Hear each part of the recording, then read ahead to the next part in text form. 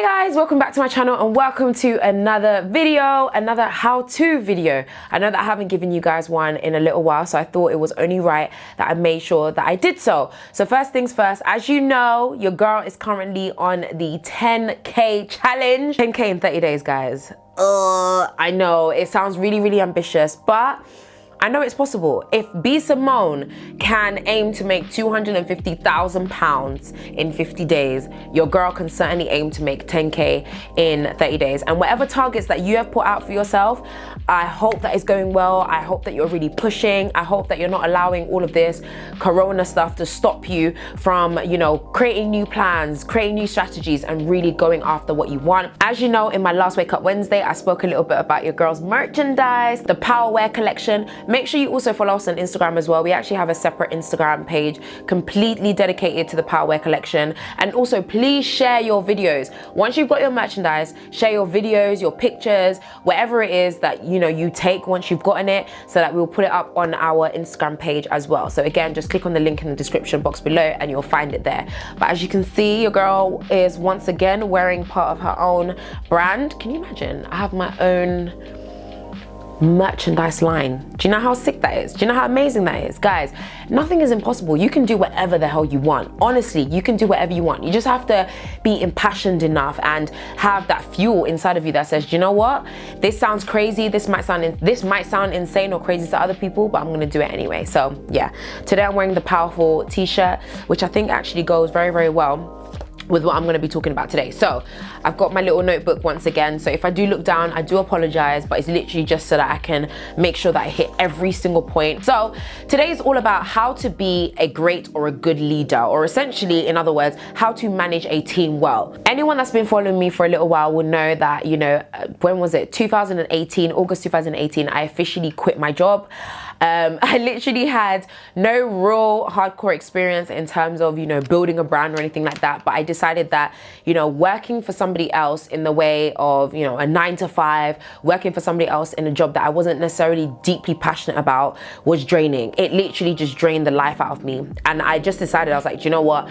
I'm gonna, leave my job. And so I went to go and start doing my own thing. You guys know I've made videos where it was a struggle. I didn't even have £1.50 to get on the bus. That's like what in, other countries, that's like less than $1. I didn't even have that to get on the bus. Like real hard times, guys. I've gone through it all. But one thing that I will say is that now we're at a place where we are growing, we're becoming consistent, and things are just happening that I'm like, oh my gosh, how is this happening? And I would say that the reason why things have become a lot smoother is because I have such an incredible team. My team is honestly God sent. They are such a blessing. I have a personal assistant, so a PA, who actually helps me with a range of different things as well. She's not just a PA, i.e. just doing things to do with myself, but she literally helps me with everything. She's one of the most amazing, most loving, most kind people on this planet, and I just love her. And bringing her on was the best thing that I've ever done. I also have someone that actually helps me in terms of events. Her name is Shanna. So she runs a company called SA Events, and she helps us with every single Power Class Masterclass. She puts it together, she runs it, she coordinates the day. She's amazing, she's incredible.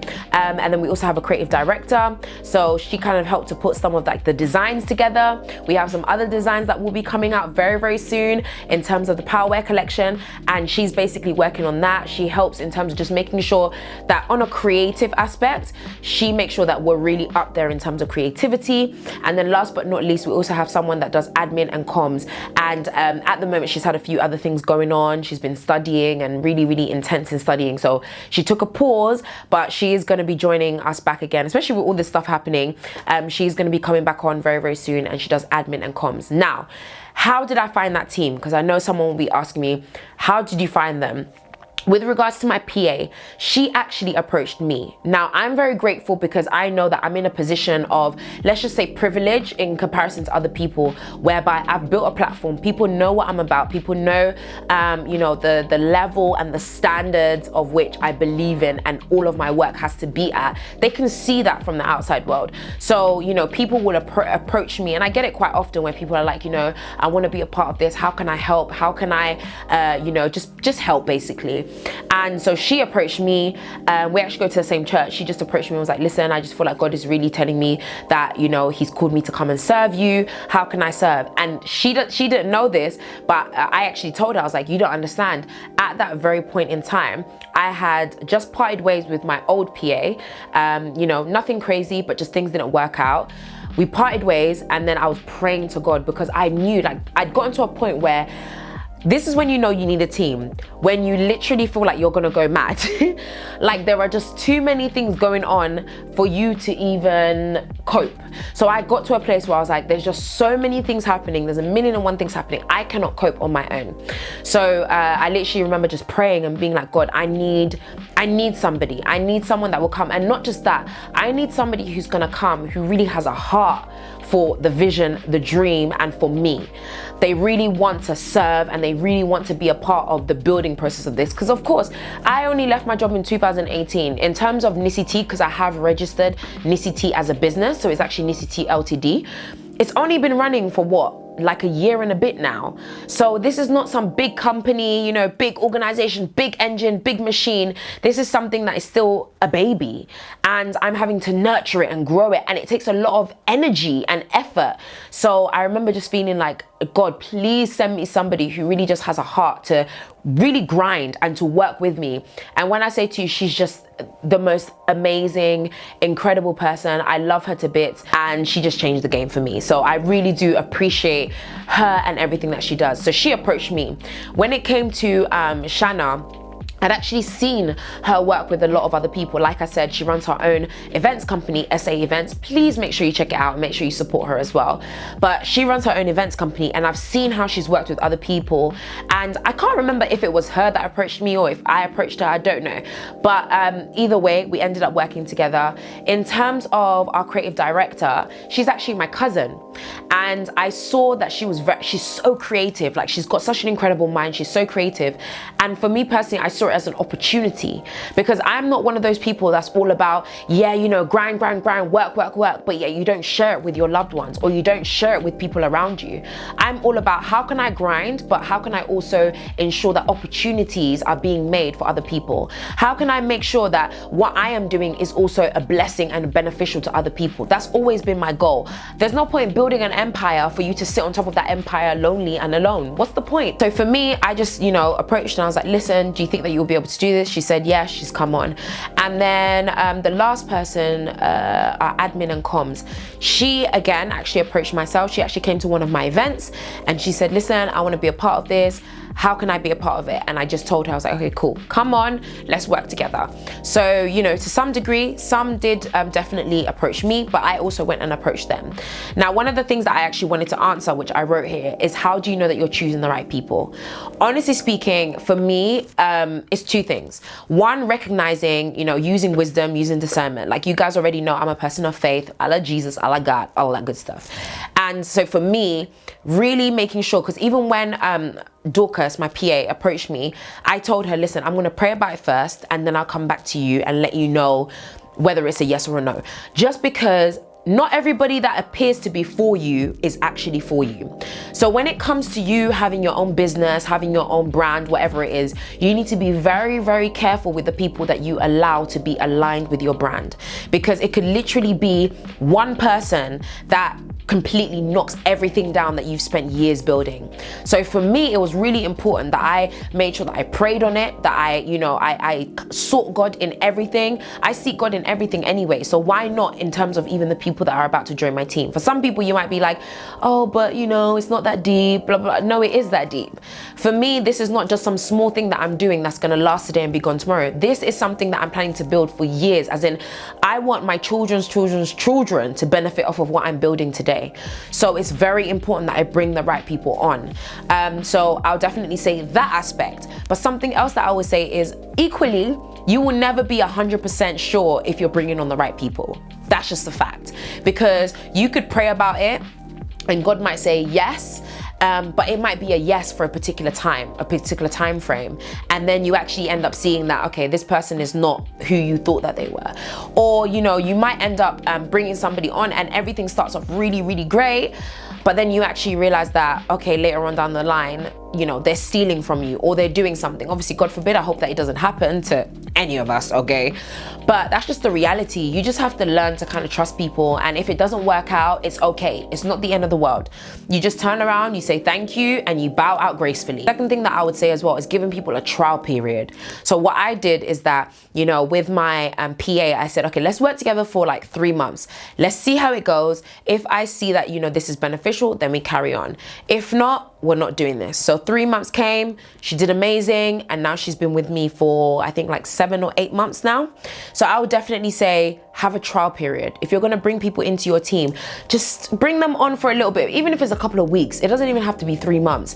Make it a couple of weeks and just say, okay, do you know what? We're gonna do a trial period, okay? We'll see how it goes. And if you end up realizing that this person's bad vibes, this person's BV, bad vibes, or this person is just not on it the way that they made it seem that they were on it, or this person actually just doesn't want your business to grow, or they're just being very spiteful, or whatever it is, then you can say, do you know what? Thank you so much for your time, but goodbye. So I would definitely say those two things in terms of choosing the right people. Now, anyway, now that I've done all of that and I've given you guys all the down low in terms of, you know, building a team and the importance of a team, because trust me, guys, I wouldn't be able to do half of what I do now without my team. They honestly just keep things afloat and they keep things moving. So I appreciate them. But I also have things, once you have now got on your team, what you can do as the leader, as an organizer, as you know, just a leader basically, what you can do to be a good leader, because I think it's really important to any functioning business or brand to have great leadership skills. I think it's something that definitely takes time. So with regards to myself, it's taken me years for me to be able to see certain leadership styles and be like, okay, this doesn't work, try something different. You will learn, you will grow. But here are kind of like the top 6 things that I would say that have really helped me in terms of my team and that I definitely think will be able to help you. So the first thing that I have on here is number 1, be humble. Reminding yourself every single day that you are not better than anyone. I feel as though the reason why a lot of people either don't end up growing or get stuck when it comes to their business, because they let the power get to their head, they get too excited, and they're not humble. If you want to be a good leader, humble yourself. Show people that no, you're not necessarily on the same level in the sense that, you know, you guys are, yeah, we're friends, we're bros, we're girl. No, you don't have to do that. Of course, still maintain a level of understanding that, listen, you are the CEO, the manager, the founder, whatever it is, and you expect them to get things done, but also humble yourself enough to literally do what I think is even in the second one. Okay, this is number 5, but I'm gonna speak about it in a second, but to have manners. To literally have manners, to say pleases and thank yous. Don't treat your staff or don't treat the people in your team as dirt. That is the biggest asset that you have, because they're your machine. They are what's gonna help you even keep going in moments where you get tired or moments where you get stressed out. They're there to aid you and to help you. So if you're treating them horribly or you think that you're better than them, so you're talking down on them, that's no example of a great leader. A great leader is able to move people, to galvanize them, to push them to being the best version of themselves. That is what a great leader is. So you need to take time. And if you know that you've maybe been treating people around you quite bad, take time and really think about, why is that? Is that an issue that I have within my own heart? Is there something that I haven't dealt with? Am I angry because of things that are going on at home? Don't take what is happening in your outside world and now put that onto your team, because all that will happen is that they will become discouraged, and so they won't produce at the same rate that you want them to produce. So that's number 1, be humble. You're not better than anyone. Number 2, something that I think that a lot of people who are so used to leading seem to struggle with is listening to other people's opinions. Now, by other people, I don't mean every single person in the world, I just mean your team. Because in order for you to bring on people to your team, it must mean that you believe in their work, you believe in you know, the value that they add, you believe in their skills, you believe in what they bring to the table. So in order for you to get to that place, there must be something that they can also share with you to help you do better. So of course, still discern, pick out whether or not, you know what, that might have worked, you know, a month ago, but it's not gonna work now. Thank you for your opinion, but you know what, we're gonna stick with this, because ultimately you do get to have the final say. But be open and willing to listen to other people's opinions, because sometimes you see things in one particular way. So you need other people to be able to give an opinion so that you can see things from different perspectives, especially especially if you are someone that's going to be selling products, selling items, or selling services, or whatever it is. Listen to other people, because they ultimately could say something that your customers could be thinking. So listen to them. Not necessarily that you have to apply everything, but at the very least, listen. Now, number 3. Now, this might sound a little bit contradictory, but it really is important, okay? It is going to sound a little bit contradictory to number 2, but make executive decisions even if you're wrong, okay? Or even if you end up being wrong. Now, the reason that I say that is because there's also another group of people who will listen to everybody's opinion and will never make an executive decision. As a leader, as a team leader, your team need to be able to look to you as the answer or for the answer. They might be panicking or whatever it is, but you cannot be that. You need to be able to show them that you are the leader, you are able to make an executive decision, you are able to get things done, you're able to ultimately stand up even in moments where they might not be able to stand up. That's your job as a great team leader or as the leader of a company or a business. That's your responsibility.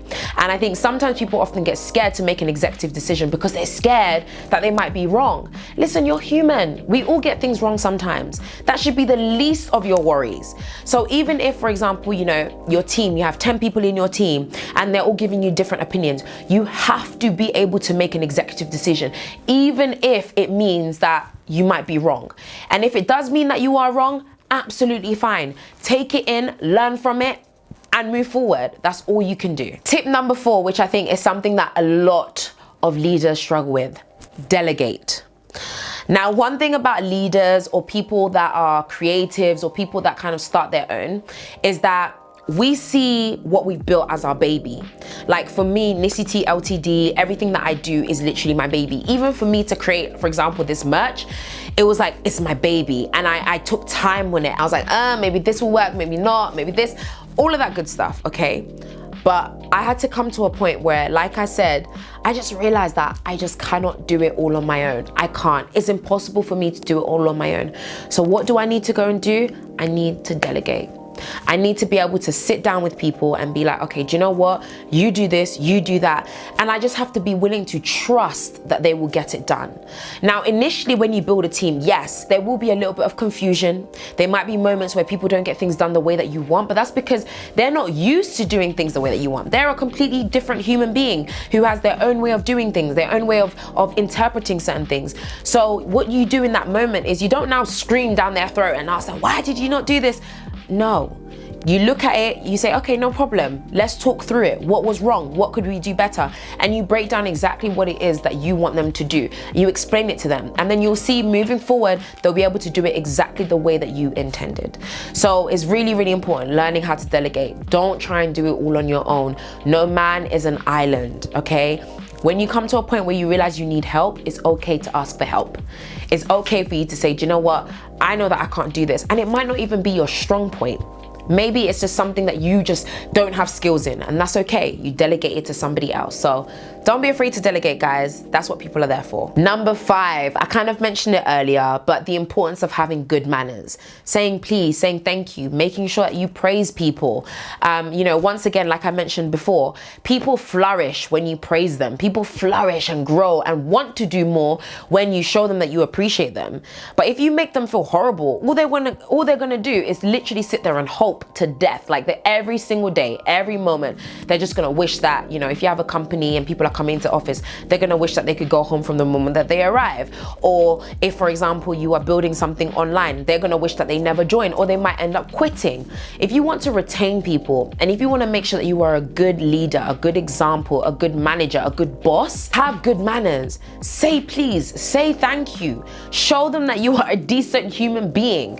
You know, don't be so harsh with people. Yes, of course, there's some times where you have to be harsh and you have to be straight to the point, and you have to be like, no, you messed up. Trust me, I've had those moments with my team where I've been like, this is despicable. I've literally come and been like, this is despicable. I don't expect this right now. I've had to literally shoot at them, gun them down.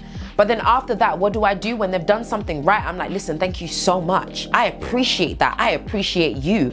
In order for them to understand that it's not every day Nissy's shouting at them and screaming at them, but instead she's actually motivating us. She's motivating us to do better. And that's exactly what you should be doing as a leader. Your job is not to tear people down, but it's to build people up. And last but not least, tip number 6, and it is a very, very big one, okay? Lead by example. Too many people out there will go and tell their team, yeah, do this, do that, do this, do that. And then when their team is looking at them, they're like, who are you to tell me to do anything when you don't even do it yourself? Don't ever be that person that does not lead by example. As a boss, as an owner, as a founder, as a CEO, you need to show your people, not tell them, because you know what a lot of parents will say, you know, do as I say, not as I do. No. As a leader, people need to do as you do. So if, for example, like this is something that I really had to work on, I had to force myself. My time management sucked.